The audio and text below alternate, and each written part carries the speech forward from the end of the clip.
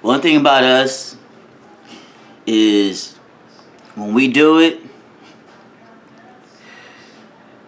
big. Win or lose, we do it big. Man.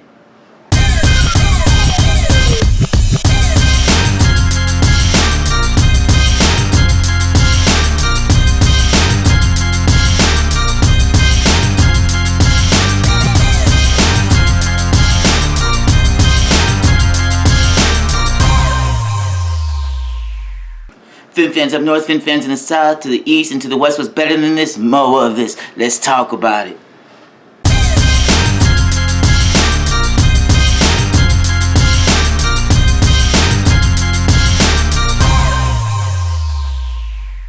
So before we jump into this new week here, just want to say if you guys are new to the channel and you guys please subscribe and hit the bell if you like the content. It's going to help us out. It's going to help us reach our milestone. And if you guys are already new subscribers and you guys are getting t-shirts from us, I just want to say a big thank you because we're putting a lot into it. We're trying to do all we can and just to have fun. You know, at the end of the day, that's what we want to do. We just want to have fun. And we thank you for you guys' support. And with all that, I just want to say thank you. Let's get to it. What is it we're doing big? Well, we are the only team with 0 opening drives that led to TDs in like the past 2-3 seasons. And in the last 12 seasons, we're the only team to start 3 different quarterbacks in 3 different games, and all 3 of them got hurt.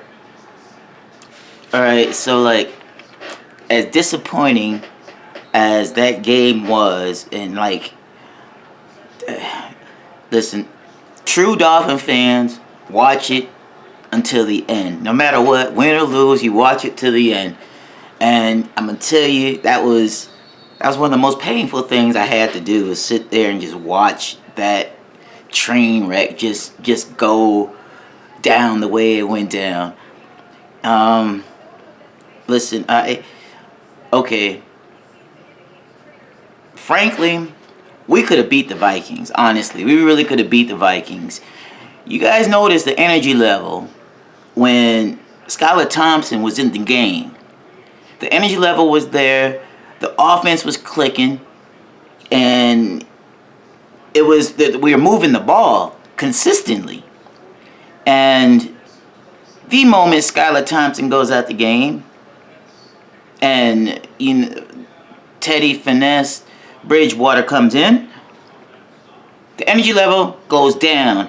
I don't know how you guys felt there, wherever you guys was watching it, but when Teddy came into the game, it was just like the air just got sucked out, all the energy, the air, everything just got sucked out the room. For some reason, like, I don't know. Teddy kind of reminds me of a Tyrod Taylor in between like a Jacoby Brissett. It's like, he's serviceable, but he ain't that guy, And like, looking at the whole preseason, he was benched for a reason when we were playing the Tampa Bay Bucks during the joint practices. They took him out for a reason, and he wasn't hurt. And it was because of the fact that Teddy misses passes. His timing is not there with these receivers. And he takes too long to read. And like he don't pull the trigger when he needs to pull the trigger. He holds it longer than he should be holding it. We thought Tua was bad. Teddy's like, I don't understand. I mean, Teddy had a phenomenal record when he was out there in New Orleans. And he was backing up Drew Brees. Teddy came in and did what he was supposed to be doing. Like, everywhere else, Teddy's just been like a shell of himself. Here in Miami, Reese Sinnett needs to come in and replace Teddy and let Teddy just pack his bags. Because listen, we need to get to the Super Bowl. We came too far to be playing mediocre and to be playing less than what we're playing at, because we could have beat the Cincinnati Bengals. We could have beaten the Jets. And this game was winnable too. We could have won. it. Okay, look, let me just get into it, because let me get into it. Gesicki, he came in and he showed out and gave us a little bit of that the G-man getting, however you want to call it. Like, he did his little thing, and he got himself a couple touchdowns. Tyreek Hill, he did the same thing. He came in, and so Gesicki had like 6 catches for 69 yards, and Tyreek Hill had 12 catches for 177. And let's not forget, Gesicki had those 2 touchdowns too. So I mean, that's just, it was good to see Gesicki getting back in the offense, making there another threat. Jalen Waddle had 6 receptions for 129 yards. Our running game was dismal. It could have been more effective. And Raheem Mostert had 14 carries for 49 yards. And, he was the leading rusher on the team. However, though, when you have the Vikings that are playing cover 2, okay, the best way to beat a cover 2 is to beat them up running the ball, and at the same time beat them up, whatever they're going to give you up front, make them have to come out of that cover 2. And see, that's the thing. Miami, you can't get caught up in the moment. Like, you got to play these dudes' game.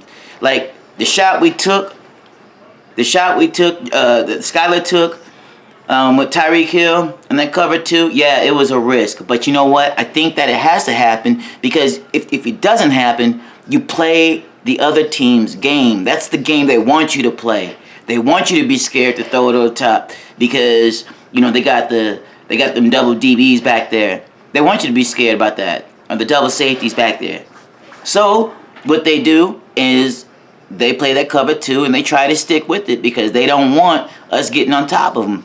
But listen, this is football, and you got to take risk.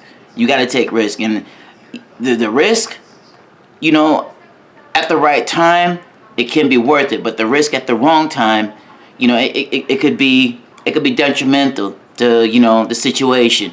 That's just something you got to live with. And I don't think that we should play anybody's game. We should play our game. And our game is making them play our game, the way we play it, the way we want to run it.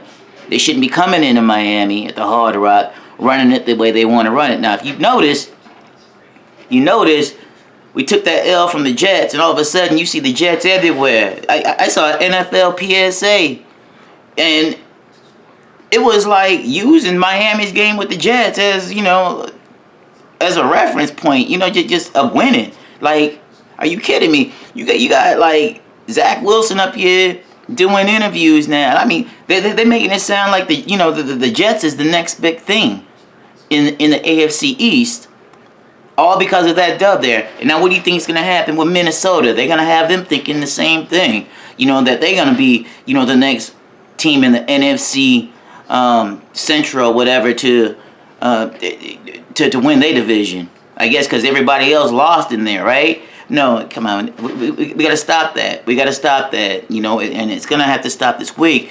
There's a lot of things that was going on. Jason Sanders, he missed that 52-yard field goal. That was disheartening. It had the distance. It just kind of like veered over to the left a little bit.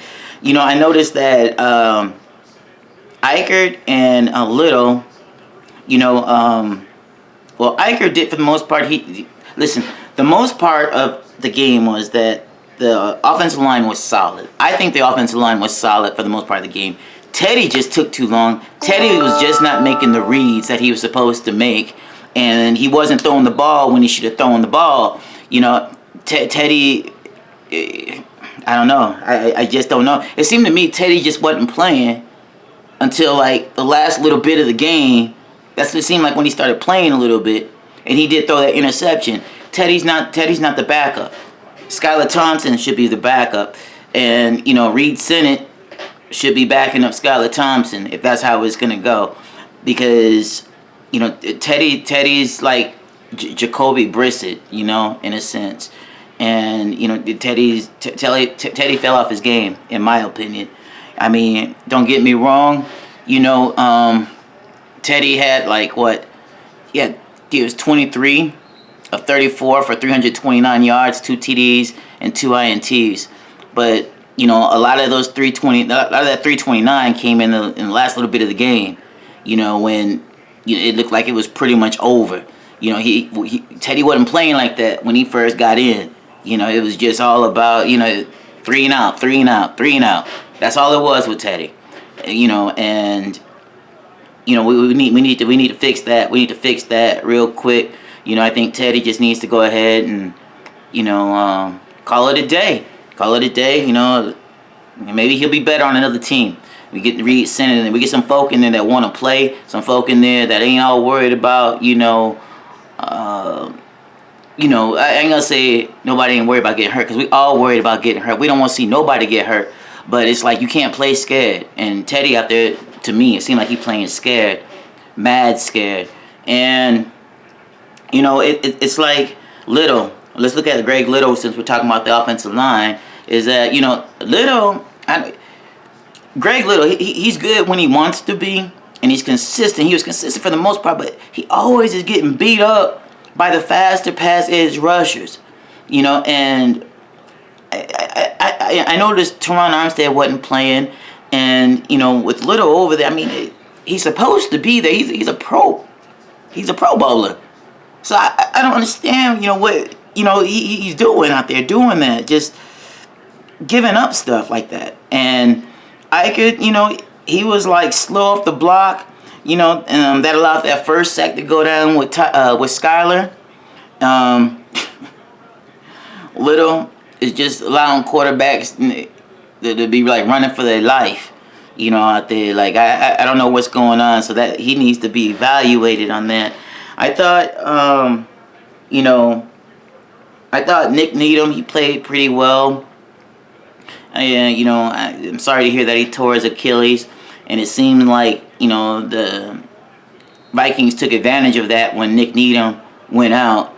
And, you know, we had Noah come in, and Noah did a solid job. I'm still not convinced with him. And Bethel came in, and, you know, Bethel had a couple good stops, but then too, Bethel did get burnt on that last Adam Thielen touchdown pass.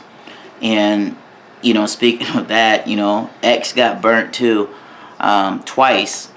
And, you know, it was like one by Jefferson. He got caught looking in the backfield. Jefferson ran that wheel route right on up there, and then they hit him. And then in the back of the end zone with Thielen's first touchdown. I don't know. I just really wasn't. I don't know. Somewhere along the lines, like when probably I think it was when. I really want to think it was probably in the third quarter. I could just see Miami like just losing it, like slowly losing it, because Teddy wasn't doing nothing with the offense. The defense was keeping us in there for so long. But your only defense can hold you for so long. You know, the offense has to help them out, and Teddy wasn't helping them out till like the very end, and that was off yards that was given to them. You know, so it's like it's crazy. And then Waddle, then you have Waddle like fumbling twice. You know, that's uncharacteristic. So you know, the whole team was just we were everywhere except for where we weren't supposed to be. Okay, and that was on the other side, you know, of this dub. You know what I'm saying? Like,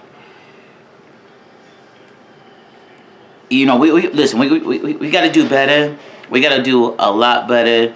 And, you know, my whole thoughts on this game was like, you know,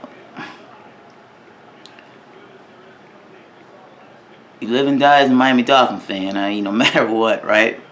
And it's like, I don't know. We just gotta brush it off. You know what I'm saying? We gotta brush it off, and then we gotta look at what's gonna be popping. You know, this upcoming week when we have the Steelers, because the Steelers are gonna be they're coming for Tua. You know, let's just put it straight and simple, just like that. They're coming for Tua. They're gonna make us beat them. They're gonna play cover 2, and they're gonna be trying to put some like helmets on Tua.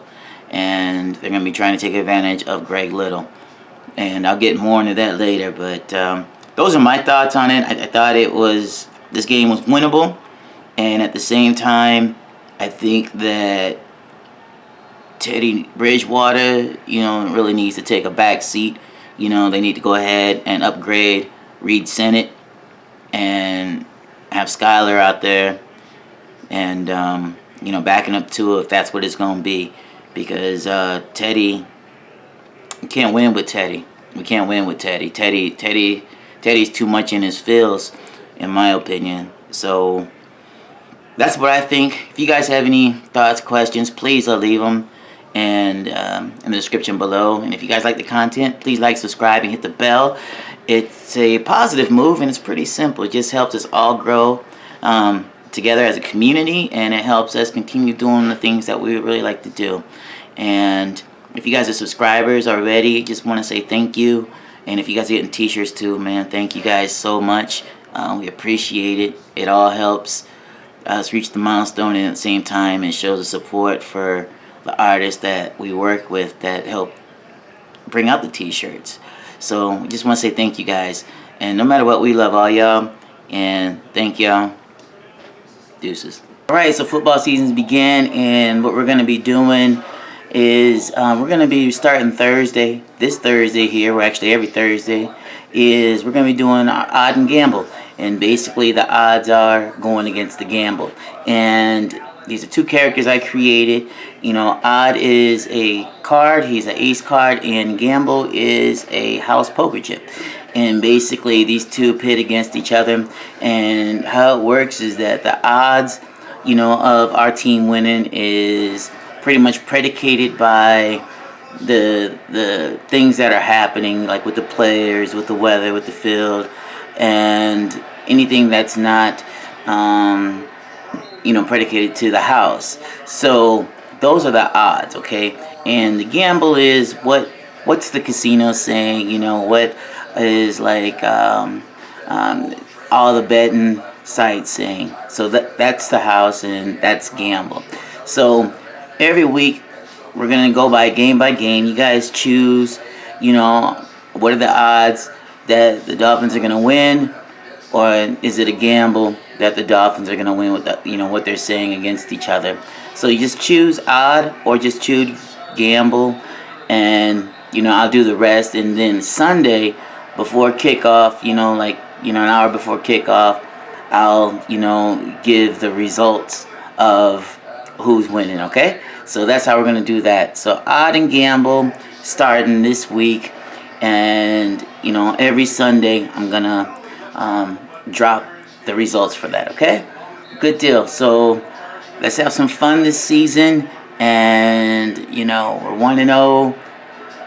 So let's have some fun this season, and let's try to get to the Super Bowl.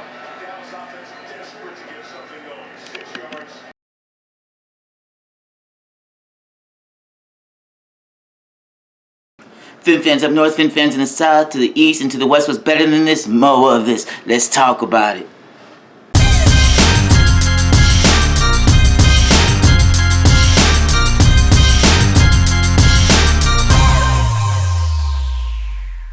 Don't forget to take a look at our gear. Click with the FinFan. You can check out the links below. And also know that your support with this helps our artists, and it also helps what we're doing here with Clicking with the FinFan. And a good thing about it all is you also get free shipping with that. So just take a look at the gear that we got. Grab something for you, your boo, significant other, your kids, whatever. And help support what we're doing here, and we appreciate it a lot. Thank you.